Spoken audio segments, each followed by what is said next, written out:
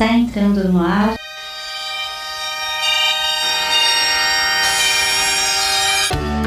Rua Balsa das 10. Meu nome é Alice, tenho 6 anos. Eu escuto Rua Balsa das 10.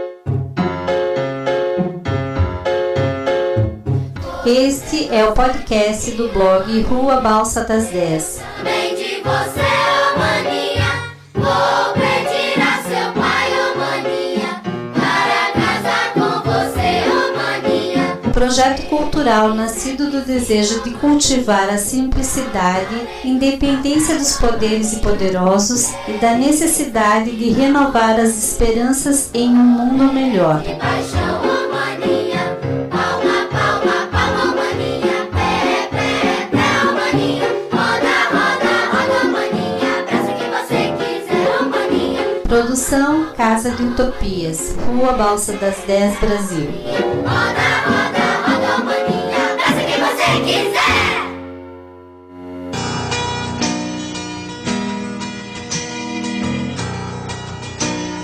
Então, meu nome é Maiara, sou acadêmica de medicina da Universidade Federal do Rio Grande. Eu coordeno a Liga de Educação e Saúde há 4 anos, desde o ano que entrei na faculdade. Eu ajudei a fundar a Liga de Educação e Saúde e participo meio que por acidente do grupo da Rua Balsa das 10, quando o Júlio e o Hernande vieram para cá conhecer, a Maria Amélia também conheceu o projeto. E a gente acabou criando a ideia. Meu nome é Hernando, eu sou enfermeiro, moro aqui em Dias Dávila, na Bahia. Tá um calor danado e por causa dessa transmissão de hoje eu fui obrigado até a vestir uma camiseta. E estou numa maior expectativa que esse vai ser um grande programa, hein? Bom, agora eu me apresento. Eu sou o Júlio, sou professor de saúde coletiva da Federal Fluminense em Niterói, faço parte da Rede de Educação Popular e do grupo temático de Educação Popular da Brasco. Participo desde o começo do blog Rua Balsa das 10.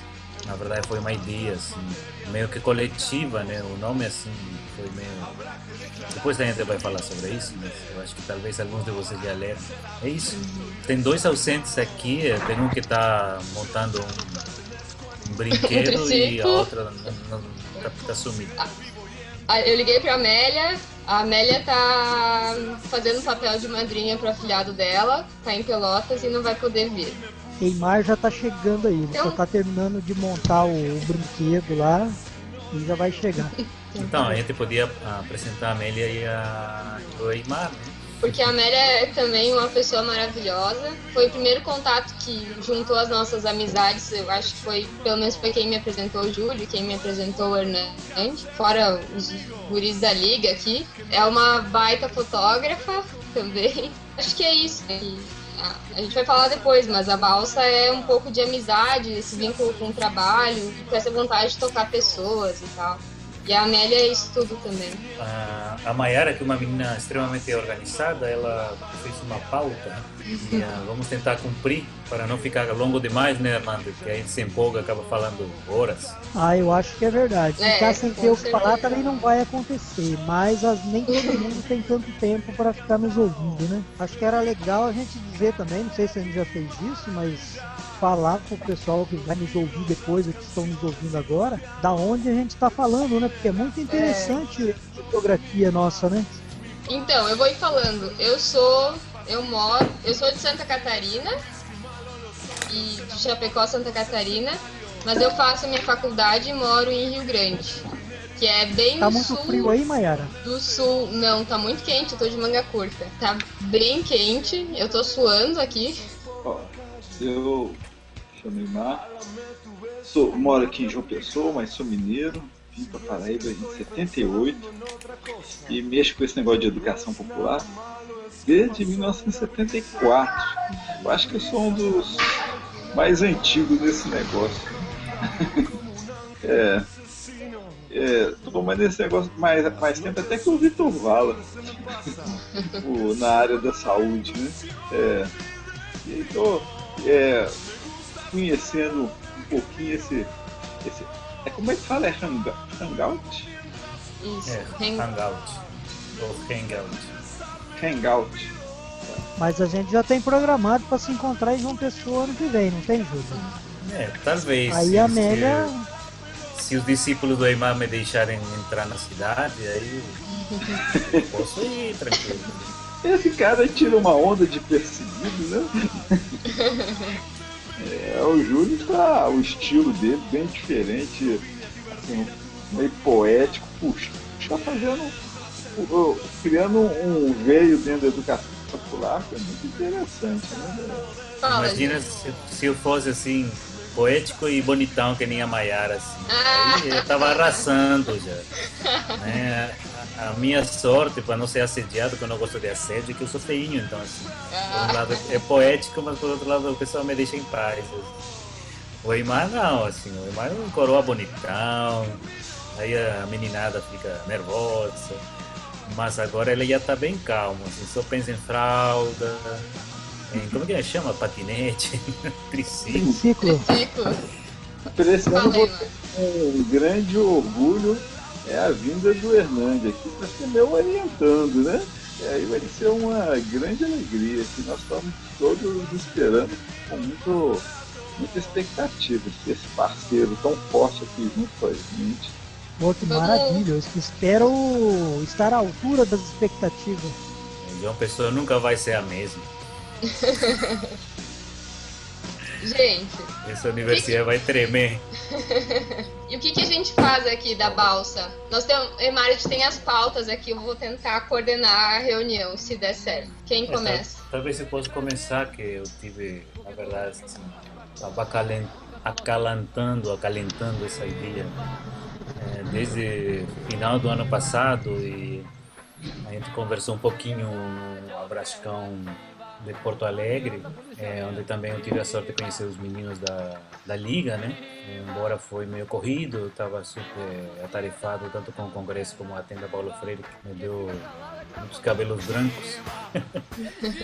Mas a gente sentia essa necessidade de um espaço diferente. Eu acho que conversei com o Eimar depois, mas já tinha conversado com o Hernande, com a Amélia, e ficamos assim, só pensando assim, elaborando internamente como é que a gente poderia fazer um espaço onde as coisas fossem mais leves, mais voltadas para a educação popular, mas e para a saúde, mas que seja uma aproximação mais da beleza, da estética, né?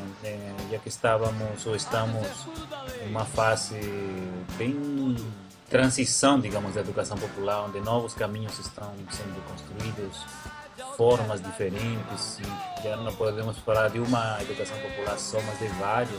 Havia uma necessidade de começar a pensar ou criar formas diferentes, mas assim não conseguimos fazer até fazer aquela viagem para Rio Grande, que foi muito especial, que deu o nome ao blog. Na verdade foi uma brincadeira entre a Balsa e acho que era uma rua lá em São José do Norte, né? Aquela caminhada que tem umas fotos bonitas. A Maiara não pode nos acompanhar, nos encontramos mais tarde na Barra, não foi? Uhum. E aí o Hernande, que teve essa ideia de misturar a Balsa das 10, que é uma balsa que vai do Rio Grande para São José do Norte, e justamente sai às 10, tem várias, né? Mas a que a gente pegou foi às 10 da manhã. Com a questão da rua, né? Porque balsa 10 ficava meio estranho, não sabíamos bem como colocar, que nome colocar. O importante era não ser uma coisa muito didática, né? Não ser uma coisa muito óbvia. A ideia não era ser não muito acadêmico assim também, com o único meio acadêmico da coisa é o Eimar, mas o Eimar a gente deixa porque ele é do bem e também é nosso mestre, então a gente tem que respeitar o mestre, né? Já que ele não é respeitado pelo filho, né? Aí o filho abusa dele. Nós pelo menos temos esse respeito dele. Ele está colocando alguns textos um pouquinho mais longos do futuro livro dele, né? Eu acho bonito porque cada um está construindo uma forma de usar o blog, né? conversando com a mãe da Maria Amélia, a Cecília, que mora em Pelotas, ela falava que achava graça porque a Amélia e eu escrevemos muito parecido. Para mim eu me senti extremamente lisonjeado, mas também não concordei muito porque realmente temos sensibilidades diferentes. A Mayara percebe, ela falou que percebe cada parágrafo quem é o autor. Mas há uma certa sintonia sim, né? E eu acho que o Hernande também está escrevendo coisas bem legais, antigas, mais novas. Estamos colocando fotografias nossas e de pessoas próximas, né? O Eymar, ele vai explicar, mas ele está usando também esse espaço como um espaço de diálogo e debate, né? Então, eu acho que em pouco tempo tivemos essa questão do número de visitas muito elevado. Então, eu acho que é isso, né? Eu tive a sorte de encontrar vocês, encontrar a Maria Amélia também. Coisas se foram juntando e a gente começou com uma estratégia muito discreta, assim, de não propagandizar, não colocar nas listas, né? Uma coisa meio boca a boca, né? Eu acho que tem um perfil diferente também. A gente não está aqui para fazer propaganda de nós mesmos, mas as pessoas estão gostando e curtindo os textos. Eu falei com a Amélia um pouquinho antes de começar o Hangout que ela não ia poder participar. Já falou algumas coisas e vou juntar com a minha fala, então vai ficar meio misturado. Mas eu acho que a balsa é água, assim, mas como a Amélia falou, a gente tá voando, né? Eu concordei com isso. E acho que a gente tem a oportunidade de poder ver de longe e também ver de muito perto fazendo um zoom na balsa, né? Fazendo um zoom e podendo conhecer essas pessoas, podendo se aproximar disso. Então a gente tá vendo de longe às vezes e também fazendo zoom nas nossas vidas e nas nossas vivências. Eu acho que isso é muito legal, assim, a balsa, esses dias eu escrevi até um poema, assim, que é um lugar que todo mundo tem espaço para todo mundo pode entrar e todo mundo pode navegar, assim, com a gente nas nossas histórias, nos nossos aprendizados e tal, e acho que isso que tem sido muito legal, assim. E para mim, que eu que sou a acadêmica do grupo, tem sido uma grande honra e eu tenho aprendido bastante podendo ler, participando e escrevendo junto com vocês. Para mim, a balsa é isso, assim, é um lugar onde todo mundo é igual, em termos de todo mundo tem voz, mas cada um é do seu jeitinho, assim. Só para completar, assim, eu acho que existe uma questão bacana de admiração mútua, na verdade, assim, né? Não tem a ver com a idade, com a geração, com o lugar. Um respeito e uma admiração, tanto pelo conteúdo, digamos, força do argumento, como pela beleza da expressão dos textos, né? Assim, tivemos a sorte. Eu, pessoalmente, me sinto privilegiado de ler os textos da Mayara e da Amélia, né? Eu acho que essa feminidade é uma coisa extremamente valiosa, assim, é diferente. Eu discordo que homens e mulheres escrevamos igual. Eu gosto muito do jeito feminino da Amélia e da Mayara. Para mim são jovens mestres, né? Porque a Amélia, apesar de não ser garotinha, ela parece garotinha. Então, e a Mayara, apesar de ser muito nova de idade biológica, ela tem uma maturidade e uma energia.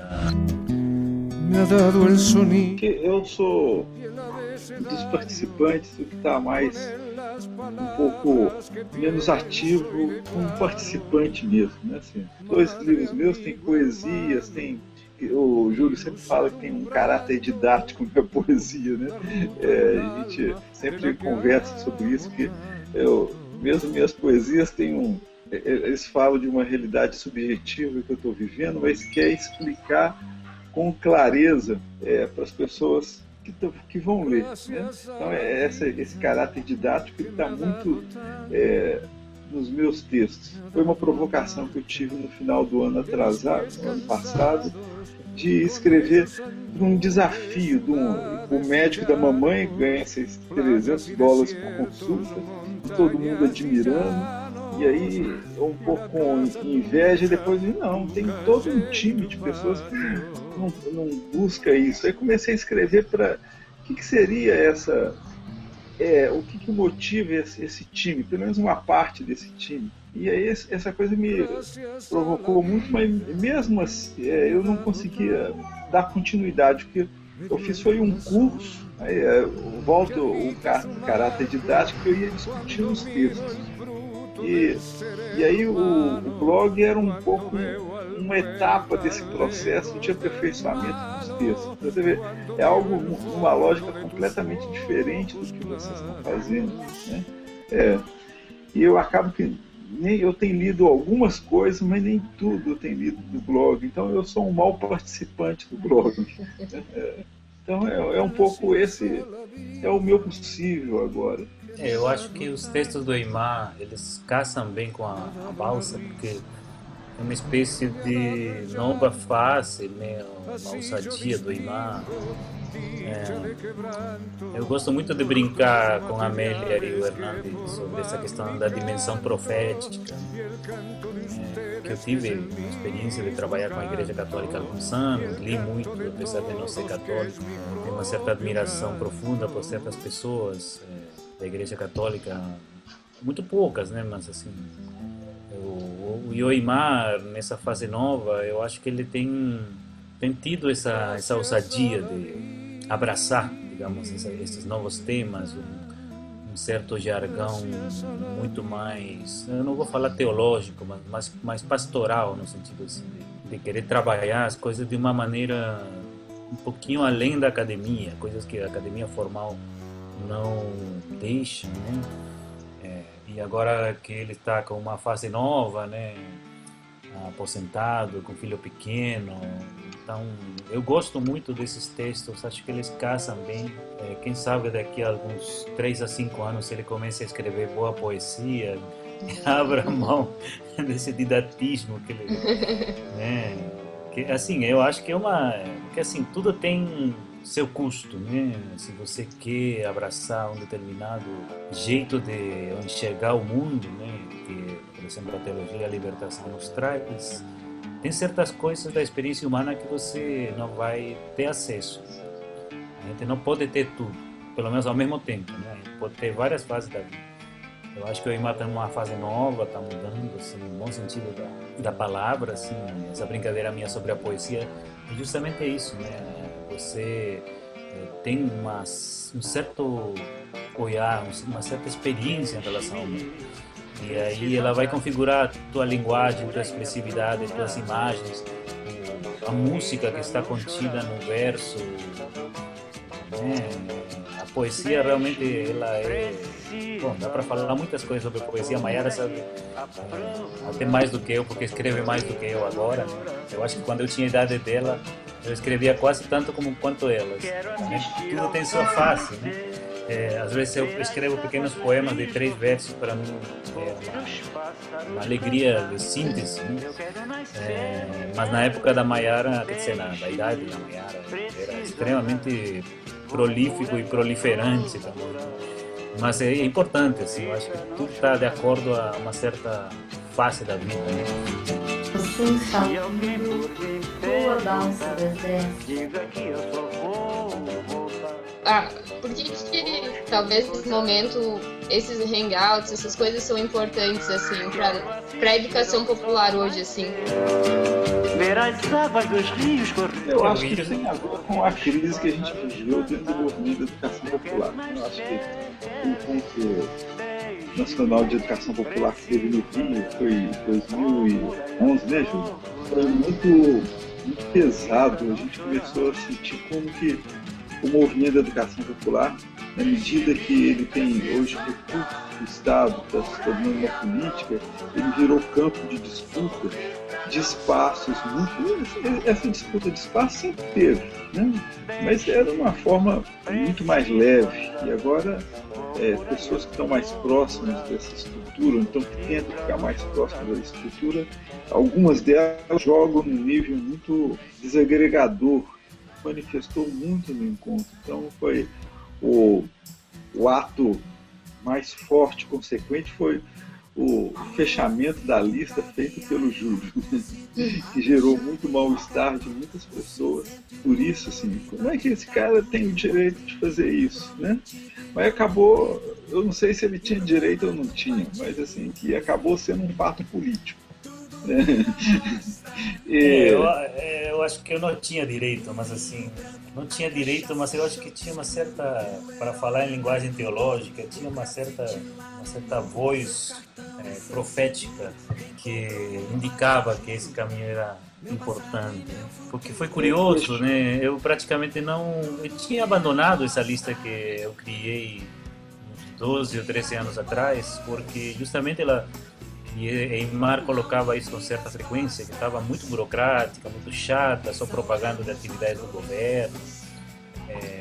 E depois começou a ter algumas discussões mais de briga, né? Só que no final do ano passado eu tive uma apendicite, pouco depois do Abrascão, parece que a saúde coletiva me faz mal, e fui operado de urgência, né? Então eu fiquei aqui em casa meio à toa, estava com esse mesmo computador, e aí comecei a ver as mensagens e por acaso estava tendo uma série de brigas, só tinha baixaria, e aí eu, sei lá, como falam o pessoal do candomblé, baixou o santo, assim. Falei, gente, não é possível uma lista que é uma coisa histórica, onde Victor Valla, pessoas muito queridas escreviam, onde a gente investia muito, tanto em diálogos como em narrativas poéticas, reflexivas, contestatárias, tenha se transformado em uma coisa tão nojenta, né? Porque o que é o mais nojento dessa questão da educação popular no governo, né? É porque você acaba se transformando em uma espécie de funcionário de certos políticos que podem falar que são de esquerda, mas que acabam agindo com base a interesses corporativistas, né? Escondem uma série de situações ruins, né? E há uma manipulação. Então a educação popular como manipulação, eu fico muito triste, me lembra um pouco, sei lá, o ministro de comunicações do Hitler, né? Ou então, sei lá, qualquer pequeno ditador da América Latina vai começar a manipular o povo com uma série de coisas. Então, assim, é claro que muita gente vai ficar puta escutando essas coisas, mas eu acho que é importante colocar esse malestar, né? Eu, na verdade, assim, depois de ter acabado com a lista, eu senti, claro, uma certa rejeição de várias pessoas, de grupos. Eu fui meio marginalizado em vários processos. Na verdade, por um lado, eu me senti grato de ser marginalizado, mas por outro lado, eu senti que politicamente não estava sendo correto. Então, assim, sei lá, o Eymar sabe, né, me conhece há muitos anos, sabe que eu não sou desse estilo brigão, eu não sou desse estilo de ficar destruindo coisas, mas eu acho que quando fiz 50 anos eu entrei na adolescência e aí entrou essa questão de querer mudar certas coisas que eu tinha deixado para lá, né, falar assim, gente, o negócio... Toda lista tem uma senetude, um envelhecimento natural. Mas aí depois, sei lá, o ano passado eu fiquei tão indignado, né? Eu sei que eu não tinha direito, mas eu sei que tinha um espírito dentro de mim, indicando um certo caminho, como se fosse um surto psicótico. Ou então uma experiência mística, digamos. Eu estou sacaneando o Eymar. Mas assim, acabou tendo um sentido, porque a lista se mantinha pela inércia, né? Tinham 700 pessoas por a lista, todo mundo, a maior parte, muito chateado com o que estava, mas ficava pelo passado. Aí acabou. Aí acabou o comodismo. Aí foi criada uma nova lista que tem muito menos gente, né? Tem muito menos visibilidade. E ela deu chance para um novo começar cortando um pouco uma herança inércia, uma herança muito grande, estava pesando em termos de inércia. Mas eu acho que, voltando para o assunto do blog, né, que foi esse vazio, eu acho que foi muito importante. Eu acredito, né? Eu não sei, que não fui eu, que foi o Júlio, vocês que tomaram mais à frente, mas eu acho que esse vazio e um sentimento de querer fazer algo diferente, né? Que, como na lista já teve essa conversa mais poética, eu lembrar muito a Iracema Benevides, a mineirinha, né, que tá hoje voltou para Belo Horizonte e que puxava muito essas dimensões dentro da lira. Várias pessoas puxavam, e assim, e eu acho que é uma tentativa de radicalizar nesse sentido, né? Tentar recuperar certas dimensões, apesar de que em certas outras talvez não sejamos tão fortes, digamos. Né? A gente não sabe muito como lidar com o poder, a gente não sabe muito como negociar certas coisas. Eu não sou tão bom nessas coisas, mas estou aprendendo também. A minha experiência na Abrasco está sendo uma escola assim. Mas por isso não é recuperar, porque você não está recuperando, você está começando algo novo, pega uma dimensão que foi importante essa experiência anterior e radicaliza ela, né? Radicaliza e foca nessa dimensão mais literária, poética, que também estava, mas agora o blog é concentradamente isso. Eu acho que, a ideia original do Hernando era produzir podcast, que é uma coisa um pouco diferente, né? Na verdade não é diferente. A única diferença é que nós estamos tendo essa possibilidade de transmissão ao vivo. O podcast, seja videocast ou de som, dá para editar e você coloca na internet. E eu acho que uma coisa interessante seria ter um diálogo com os textos, né? Até porque é interessante você saber como é que as pessoas nos leem, o que elas pensam, o que elas criticam. E por que fazer esses hangouts e tal? Qual que é a nossa ideia aqui, enfim. Pra mim, pelo menos, são momentos de conversa entre amigos e de muito aprendizado, assim. Esse misto disso tudo, assim, sem ter aquele rigor formal, como se fosse uma conversa, sei lá, num bar.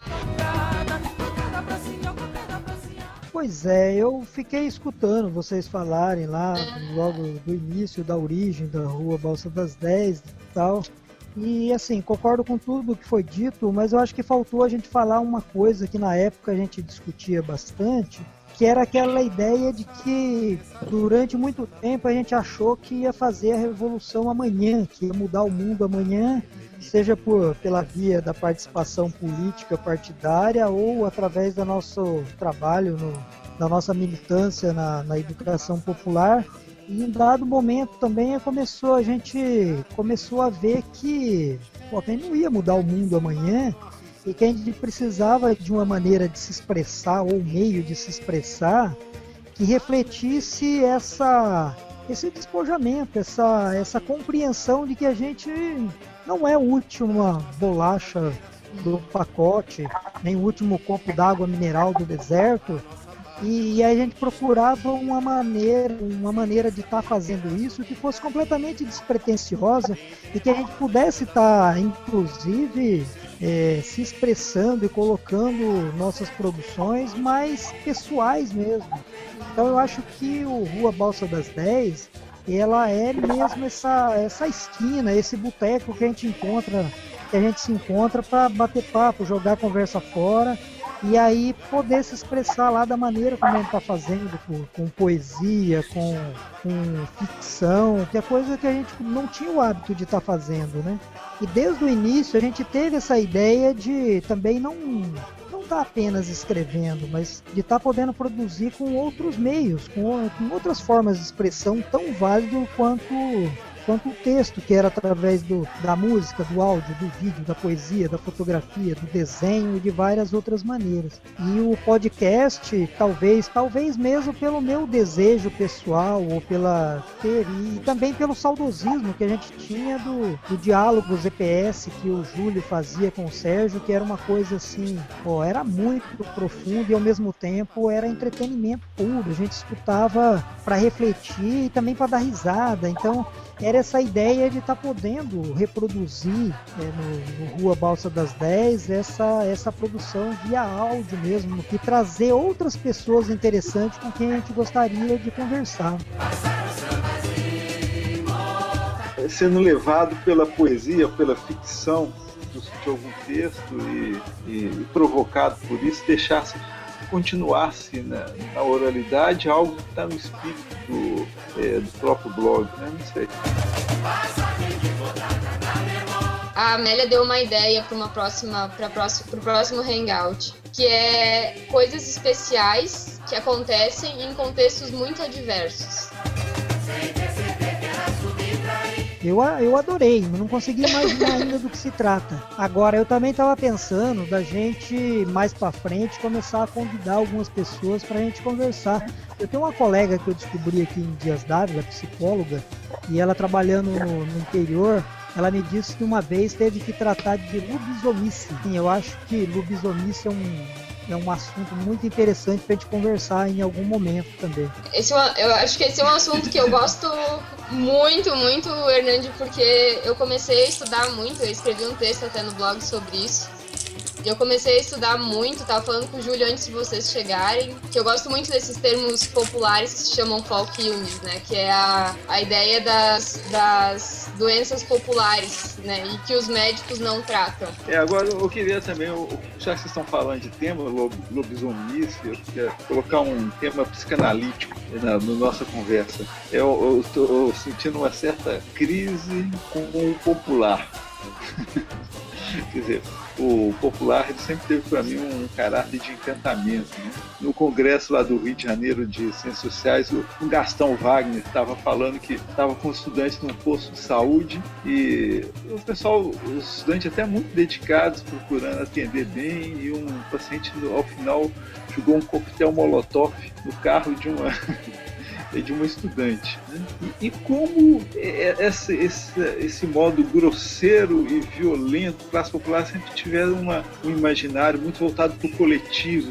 Eu sinto que essa incorporação mais radical das classes populares no capitalismo, né? Assim, na lógica, nós estamos perdendo culturalmente a guerra. Quer dizer, cada vez essa cultura individualista, consumista e de imposição soberba avançando tanto no mundo popular, e está difícil, não sei, e isso é muito central para a gente da educação popular, né? Como a gente lida com isso? Que luta que a gente tem se a gente mesmo está ficando com o coração muitas vezes fechado nessas experiências que a gente tem? Mas você quer que a gente aborde isso agora ou para o futuro? Não, como o futuro. Eu acho que é um tema muito válido. Eu também estou vivendo esse dilema atualmente, mas principalmente com o trabalhador. Sempre ter uma postura também de defender o trabalhador e ver o quanto o trabalhador é sofrido, do quanto ele é perseguido pela gestão, do quanto o trabalhador não tem seus direitos respeitados. E o que eu estou vivendo hoje em dia tem muito de quanto o trabalhador sacaneia com a população, de quanto o trabalhador passa por cima dos direitos do cidadão, mas quer ter o seu próprio direito preservado. E eu acho que é um tema muito válido, assim. Eu acho que a gente precisa pôr na nossa lista, e sim, muito importante isso. Eu acho que faz parte de um tema mais amplo que a gente vai abordando. Assim, por um lado, nós temos assim, pela própria filiação de leituras, de experiência de vida, ideológica, a gente acaba tendo uma certa tendência a idealizar, a colocar pessoas e grupos como homogêneos e únicos, né? E talvez seja uma coisa importante ter já uma visão mais crítica dessa diversidade que acontece, né? Eu conversando com a Amélia sobre os pacientes que ela atende, e recentemente ela teve a visita do Arnildo, né? São casos extremamente duros e difíceis, onde assim a presença do mal, da crueldade, da perversidade existe, né? Então assim, não é mais possível falar que tal ou qual é do bem, né, tal ou qual do mal, né? E ainda tem todo esse processo de desgaste cotidiano dos profissionais, dos trabalhadores e do próprio usuário, né? O usuário já chega no serviço de saúde esperando certas coisas negativas também, né? Então, assim, eu acho que faz parte de uma discussão mais alargada, mais ampla de como é que a gente recupera essa questão, né? Eu conversava muito com a Amélia que ela, dos 18 pacientes que pegava, às vezes uma tarde, ela conseguia fazer milagre amoroso, né? Com 2 ou 3, mas e tinha outros 4 ou 5 que eram dureza, né? Eu acho que assim, é uma discussão que ultrapassa a educação popular, ultrapassa o popular, né? É o reconhecimento da existência do diverso, e dentre esse diverso, o que é o mal, o que é a perversidade, o que é o egoísmo, né? a gente acaba fazendo o papel meio de otário, né? Porque dentro mesmo do nosso grupo de educação popular tem gente que tem uma esperteza, digamos, de poder se mexer em diversos espaços, ver o próprio lucro, o lucro do grupo dele, ou do político que eles servem, do gestor, sei lá. Então, e os outros que são um pouco mais idealistas, ficam pensando no Paulo Freire, da morosidade, etc. e tal. Acabamos sendo muito usados, né? Eu estou meio em pânico com a PENEPS, assim, com a forma, o uso que ela vai ter dentro do SUS. Eu estou meio assustado, não tanto pelo que vai acontecer, mas pela nossa pouca capacidade, talvez, de reagir criticamente, né? E isso eu estou meio preocupado, realmente. Mas é uma discussão muito interessante essa questão. Rua Balsa das 10, podcast. Eu acho que a gente está encaminhando o nosso hangout meio que no sentido do fim, não que esteja ruim, mas para não se alongar muito. Eu falei que não ia conseguir parar, não falei? Não, eu acho que não ia conseguir parar. Eu tô sendo a ditadora, mas a gente combinou que ia ser 1 hora, a gente já tá em 1h20 e poucos. A gente falou com todos vocês sobre o livro da Liga, e essa semana a gente encaminhou pra gráfica e tal, foi uma verdadeira correria, muito enlouquecedora, mas aqui tá a nossa colcha de retalhos, que vai ser a capa do livro, assim. E eu acho que eu ia falar só da colcha mesmo de retalhos e do livro que a gente tá fazendo. Eu acho que assim, eu acho que o livro também dá um programa inteiro, né? Eu acho que é bom falar, bom divulgar já, assim, mas já programar, já pôr aí na nossa lista de pautas, que eu acho que vai dar um programa inteiro esse livro. O Iman não está sabendo, mas nós conseguimos, fomos convidados pela Mayara para fazer o prefácio desse livro, que é um livro de experiências de vários estudantes da Liga de Educação e Saúde, né? É um pouco parecido à Perplexidade que você editou, né? O pessoal também me convidou, mas é porque eu não conseguiria escrever o prazo que o pessoal estava precisando. Eu peguei para participar. Foi meio enlouquecedor mesmo. A gente pediu o Arnildo entrou em contato com o Eymar e ele acabou não podendo escrever nesse prazo curtíssimo. A gente fez em menos de 5 dias. Assim. Não foi pequeno, assim, a várias mãos. A gente até pegou um pedaço de um texto do Hernando, mas eu acho que ficou bonitinho. Teve um ping-pong assim, de leituras, de mudanças, e ficou legal. E aí você vai ver, em janeiro vai sair o livrinho. Quantos livros serão, Mayara? 1000? 1000, porque a ideia é dar para a comunidade, porque a gente fez as oficinas de escrita e sentou com a comunidade. Então foi um livro escrito pelos acadêmicos, pelos técnicos do hospital, por professor, por vocês e principalmente pela comunidade que a gente tem os trabalhos, né? Um é o asilo e a outra o pessoal da Barra. E todo mundo escreveu, assim, então acho que a ideia daí é dar 200 exemplares para a comunidade da Barra, para eles fazerem o melhor uso que eles puderem dos livros, e 200 exemplares para o asilo. A tiragem é de 1000, assim, e as outras a gente vai distribuir bastante para enviar para vocês, bastante livros para vocês distribuírem, enfim, e tentar espalhar bastante, assim, a ideia. Legal. E tu acha que esse pessoal da comunidade vai entender Não, mas aí a gente vai ter bastante reunião para poder sentar e conversar sobre ele, enfim, para a gente ler melhor. Acho que daí a gente vai usar a nossa educação popular, as nossas habilidades aí em reuniões para conversar sobre o livro. E acho que vai ser uma experiência boa também. Pode ser loucura, pode ser razão. Hernani, você que é o Eu? autor intelectual culpado. Do quê? Você podia fechar o Hangout. Eu queria, antes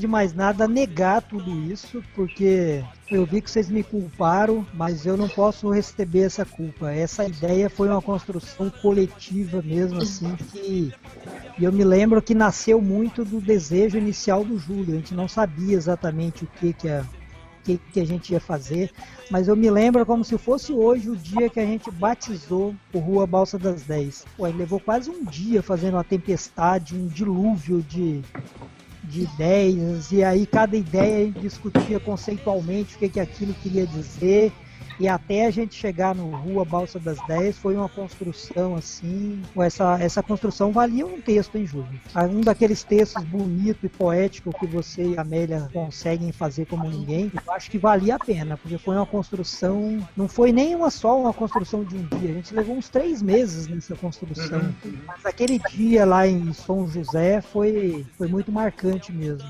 Foi. Eu pensei em fazer um texto dialogando com as fotografias que fizemos naquele dia. Né? Que teve essa fotografia dos Beatles de São José, é boa essa fotografia. Com você, o Luan, o Arnildo e a Amélia caminhando. Assim. E o Luan é o retrato final assim do Balsa das 10. Pode ser Adão, pode ser madeira, pode ser... Pois é, a gente pode convidar também o Arnildo e o Luan para participar de algum hangout. Ah, com certeza. Acho que não só, se a gente fizer um falando do livro da Liga, eu acho que dá pra selecionar vários. Rua Balsa das 10 podcast. E bom, mandar um abraço para a Amélia, que ela não conseguiu estar aqui por culpa do Patati Patatá, galinha pintadinha e o balão mágico, né? Porque ela estava na festinha de criança.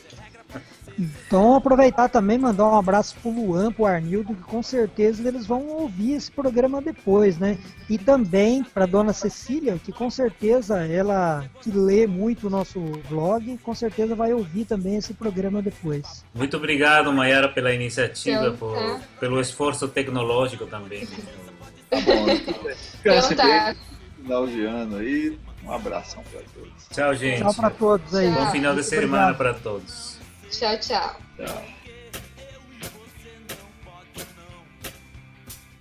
Você ouviu Rua Balsa das 10, o podcast.